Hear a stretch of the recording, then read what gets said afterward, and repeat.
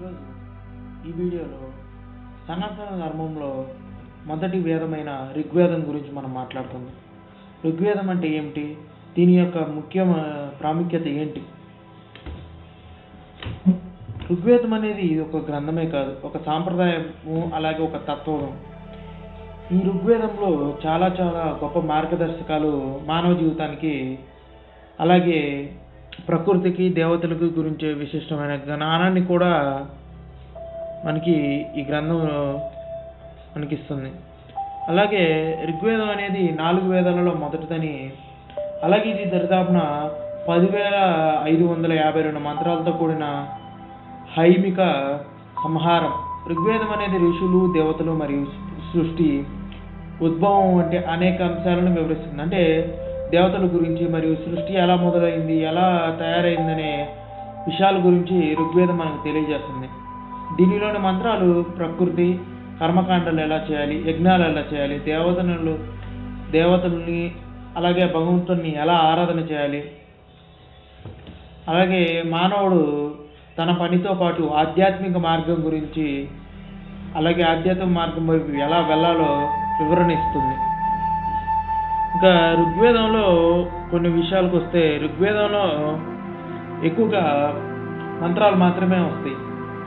అలాగే వీటిని మనం కొన్ని విషయాల్లో పాడుతా కూడా ఈ మంత్రాలను మనం చేసుకోవచ్చు. అలాగే ఋగ్వేదంలోని ప్రధాన విషయాలు ఏమిటంటే, అగ్ని మరియు వాయువు, సూర్యుడు వంటి దేవతల్ని ఋగ్వేదంలో ఎలా ఆరాధించాలి, అలాగే ప్రకృతిమైన కొన్ని వర్ణనాతీతమైన స్తోత్రాలు రాశారు. అలాగే వర్షము, భూమి, ఆకాశం వంటి విషయాలపైన కూడా మనం పాడుకునే కీర్తనల రూపంలో అందించారు. అలాగే యజ్ఞం ఎలా చేయాలి, యజ్ఞం యొక్క ప్రాముఖ్యత, యజ్ఞం ద్వారా మానవుడు తన అనుకున్నవన్నింటినీ ఎలా సాధించగలడనేది ఈ గ్రంథంలో చెప్పబడింది. ఆధ్యాత్మికత. ఋగ్వేదంలో ఆధ్యాత్మికతపై పెద్దపీట వేశారు. మానవుడు ఈ జగత్తులో ఉన్న అన్ని ప్రాణులపై ఏకమై ఉండాలని చెప్పబడింది. అలాగే ఋగ్వేదంలో ఉన్న కొన్ని గురించి మాట్లాడుకుందాం. అలాగే గాయత్రి మంత్రం అనేది ఋగ్వేదంలో 3వ మండలంలోని 64 సూక్తిలోని 10వ కీర్తనం లేదా 10వ మంత్రం అనొచ్చు. దీన్ని ఓం భూం భూవర్వః తత్సవితుర్వరేణ్యం భర్గో దేవస్య ధీమహి ధియో యో నః ప్రచోదయత్ అని అంటారు.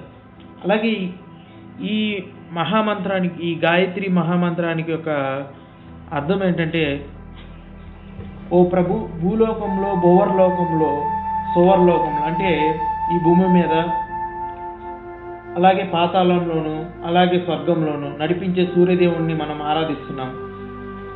ఆయన మాకు బుద్ధిని ప్రసాదించి మన మనసులను శుభ మార్గంలో నడిపించాలని మనం ప్రార్థన చేస్తున్నాం. అలాగే పురుష సూక్తం అంటే 10వ మండలంలోని 90వ సూక్తంలో ఉన్న మొదటి కీర్తన. సహస్రశీర్ష పురుషః సహస్రాక్ష సహస్రపాత్ న భూమిం విశ్వతో పృతః భృత్య అత్యాతిష్టదశంగులం సహస్రశీర్ష పురుషః సహస్రాక్ష సహస్రపాత్ న భూమిం విశ్వత్ కృత్వా అత్యతిష్టదశంగులం. అలాగే ఈ పురుష సూక్తం యొక్క అర్థం ఏంటంటే, ఈ సృష్టిలో ఉన్న ప్రతి అంశం ఆ మూల పురుషుడైన విశ్వపురుషునిలోనిది. అతని తలలు, కళ్ళు, కాళ్ళు సహస్రాల సంఖ్యలో ఉన్నాయి.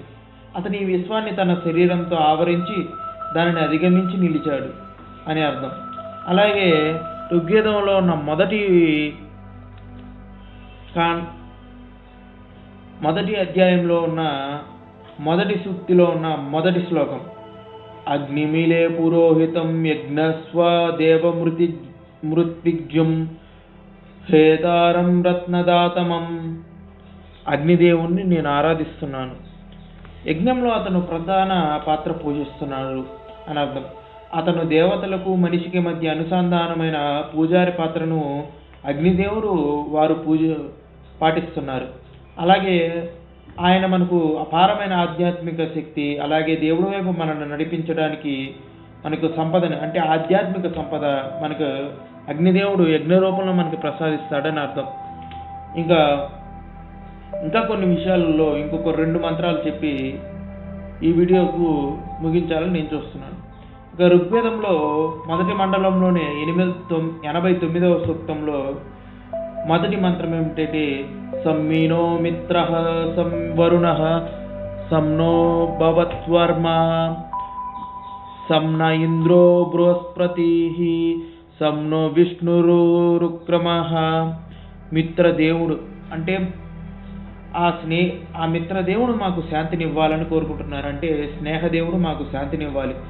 వరుణదేవుడు అంటే వర్షాన్ని ప్రసాదించే దేవుడు మనకు శ్రేయస్సును ప్రసాదించాలి. ఆర్యమ దేవుడు అంటే మీకు ఇష్టమైన దేవుడు మీకు శుభం కలిగించాలి. ఇంద్రుడు మరియు విష్ణువు కూడా మనకి శాంతిని ప్రసాదించాలని మనం ప్రార్థన చేస్తాం ఈ శాంతి మంత్రం ద్వారా. అలాగే హిరణ్య గర్భ సూక్తం ఋగ్వేదంలోని 10వ మండలంలో 121 సూక్తంలో మొదటి మంత్రం హిరణ్య గర్భ సమవర్తత్రగే భూతస్య జాతః పతిరేకాసిద్న సదధార పృథివీం యముతేమం కస్మై దేవాయ హవిషదిధేమ. దీనికి అర్థం ఏంటంటే సృష్టి యొక్క ఆరంభంలో హిరణ్య గర్భం అంటే ఒక సువర్ణ గర్భం హిరణ్యాక్షుడి గర్భంలో నుంచి ఉద్భవించిందని అర్థం. అది సర్వభూతాలకు అధిపతిగా ఉంది. సృష్టి యొక్క ఆరంభంలో హిరణ్య గర్భం అంటే సువర్ణ బంగారపు గర్భం నుంచి ఉద్భవించింది ఈ సృష్టి. అది సర్వభూతాలకు అధిపతిగా ఉంది. ఈ భూమి మరియు ఆకాశాన్ని సృష్టించిన దేవుడిని మనం కొలుస్తాం, అలాగే ఆరాధిస్తాం. ఇక ఋగ్వేదం యొక్క ప్రాముఖ్యత గురించి మనం మాట్లాడుకుంటే ఇప్పటి వరకు మనం ఋగ్వేదం గురించి మాట్లాడిన విషయాలు కేవలం భూతకాలంలో మాత్రమే కాదు, ఈరోజు కూడా చాలామంది చాలా చోట్ల చర్చిస్తూనే ఉంటారు. మనం ప్రకృతిని ఎలా రక్షించాలి, ఆధ్యాత్మిక సాధనలు ఎలా చేయాలి అనేది మానవాళికి అలాగే ఈ ప్రకృతికి ఎంతో అవసరమైన మార్గదర్శకాలని ఋగ్వేదం చదవడం ద్వారా మనం పొందవచ్చు. ఈ గ్రంథం మానవుని సృష్టితో ఏకమై జీవించడాన్ని మనకు నేర్పిస్తుంది. అలాగే ఇంకా ఎన్నో విషయాలు మనం ఋగ్వేదంలో ఉన్నాయి. అలాగే వాటి గురించి ఎన్నో విషయాలు మనం మాట్లాడుకోవచ్చు. వాటి గురించి మనం తర్వాత వీడియోలో మాట్లాడుకుందాం. మీకు ఏమైనా నేను చెప్పిన ఈ వీడియోలో ఏమన్నా మీకు ప్రశ్నలు ఉంటే ఒక కామెంట్ రూపంలో మాకు తెలియజేస్తారని నేను అనుకుంటున్నాను. ఇలా ఈ ఋగ్వేదం గురించి మరిన్ని విషయాలు మీరు తెలుసుకోవాలనుకుంటే ఈ ఛానల్ని సబ్స్క్రైబ్ చేసుకొని ఒక లైక్ కొట్టండి, అలాగే షేర్ కూడా చేయండి.